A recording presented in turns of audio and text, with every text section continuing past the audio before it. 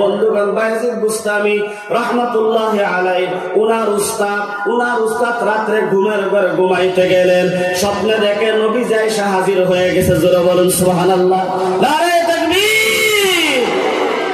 বিশ্ব নবী সাল্লাল্লাহু আলাইহি ওয়াসাল্লাম আয়েশা হাজির হয়ে গেছে। বায়েজিদ বুস্তামি রাহমাতুল্লাহি আলাইহির হুজুরকে বলতেছে, এরে বায়েজিদের হুজুর, এই যে তোমার মাথার যে পাগড়িটা আছে, এই যে বায়েজিদ তোমার কাছে যে লেখাপড়া করেছে, এখন তার লেখাপড়া কমপ্লিট হয়ে গেছে, আজকে রাত্রে তোমার মাথার পাগড়ি খানা খুইলা তার মাথার মাধ্যমে বান্ধা দাও। বলেন, যেই ছাত্রর মাথার মধ্যে হুজুরের পাগড়ি থাকে, তাহলে এই ছাত্ররা মর্যাদা কিরম হইব? কিরম হইব?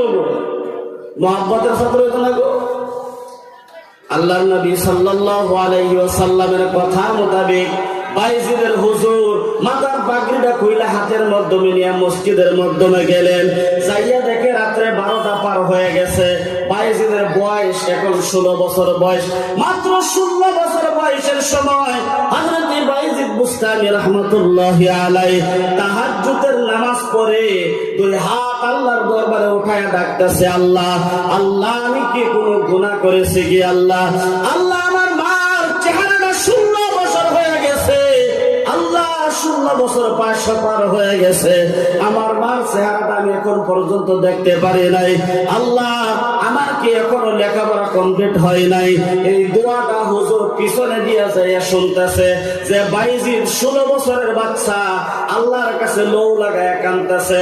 এমন সময় হুজুর বায়েজিদের এইভাবে তার কাঁধের মাধ্যমে হাতটা রেখে ডাকতেছে, বায়েজিদ আর কাঁদতে হবে না, আর কাঁদতে হবে না, আল্লাহ রাব্বুল আলামিন আজকে তোমাকে সুলতানুল আলিফিন বানায় ফেলাইছে।